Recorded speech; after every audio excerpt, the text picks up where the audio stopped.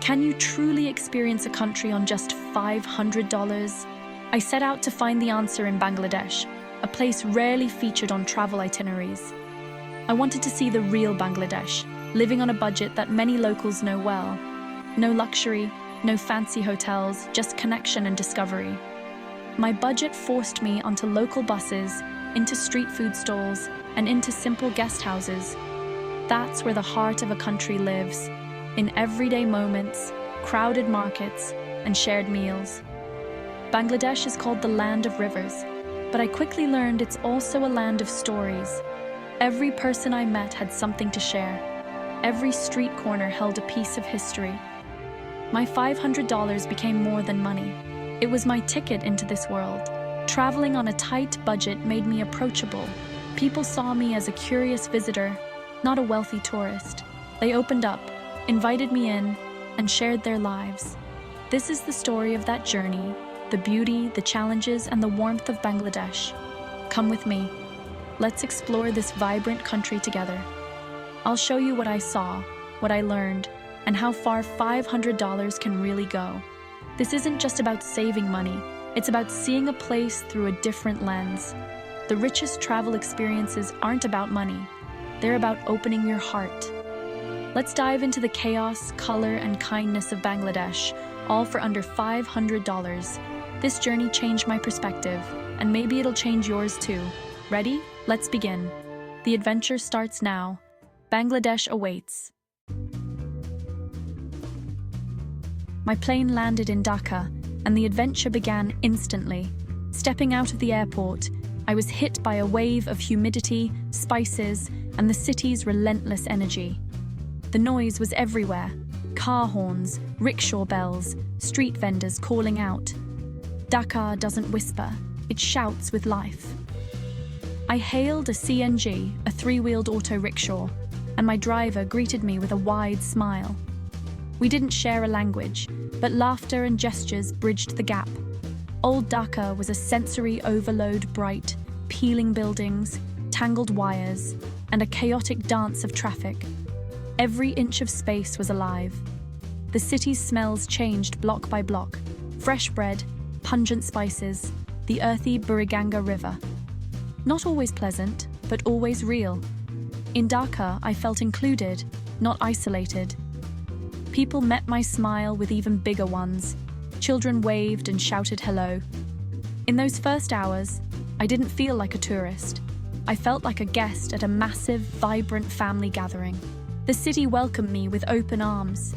This was the raw, authentic experience I'd been searching for. Dhaka's energy was contagious. I couldn't wait to see what else the city had in store. The journey had truly begun. Bangladesh was already surprising me. Getting around Bangladesh on a budget is an adventure. Cycle rickshaws became my main ride, each one a rolling work of art, pedaled by hard-working rickshaw-wallahs.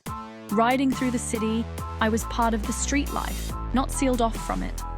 For longer trips, I took crowded local buses and trains, cheap, lively, and full of character. My train ride from Dhaka to Srimangal was a highlight: open windows, green countryside, and friendly waves from villagers. Street food was king. Breakfast was paratha with dal or bhaji for less than $1. I snacked on fuchka and chotpoti, crispy, tangy, unforgettable. Eating on the street was a social event, a way to connect with locals. Vendors remembered my face and greeted me with smiles. Over sweet, milky tea at tiny stalls, I had my best conversations. Sharing food broke the ice and made me feel part of the community. On a tight budget, every meal and ride became an adventure. The real Bangladesh was right there in the streets, and I was living it. The women of Bangladesh stunned me with their vibrant clothing, salwar kameez in every color cerise, draped with artistry. Even in hardship, their pride in tradition shone through. I saw women running market stalls, working fields, and managing households with quiet strength. Invited into a village home, I was welcomed with food smiles and hand-stitched quilts that told family stories. Their hospitality and resilience revealed the true spirit of Bangladesh. In their grace, I saw the heart of the country. Bangladesh is a place of contrasts, joy and hardship side by side. Poverty is visible, children working, families living by the tracks. But people live with resilience and dignity. Early mornings, I saw markets buzzing with hard work, men hauling sacks, rickshawwallas pedaling for hours. Yet joy was everywhere. Children playing cricket, wedding celebrations spilling into the streets, boatmen smiling with pride. On a crowded ferry, an old man shared his sugarcane with me. No words needed, just kindness. These moments of connection, both tough and joyful, painted a true picture of Bangladesh. Travel here means seeing life unfiltered. The struggles are real, but so is the happiness. It's a country of strength, spirit, and smiles. That's what makes it unforgettable. Bangladesh's reality is complex, but its heart is open, and that's what I'll remember most. Thinking of visiting Bangladesh on a budget? It's easier than you think. Stay in local guest houses, simple, clean, and affordable. Cycle rickshaws are perfect for short trips. Always agree on the price first. For longer journeys, trains are cheap and comfortable. Book ahead for popular routes. Eat street food. It's delicious, safe, and costs very little. Busy stalls mean fresh food. Try mishti doi and rasgulla for a sweet treat. Dress modestly and learn a few Bengali words. Locals appreciate the effort. Keep your belongings close in crowds, just like anywhere. People are friendly, and a smile goes a long way.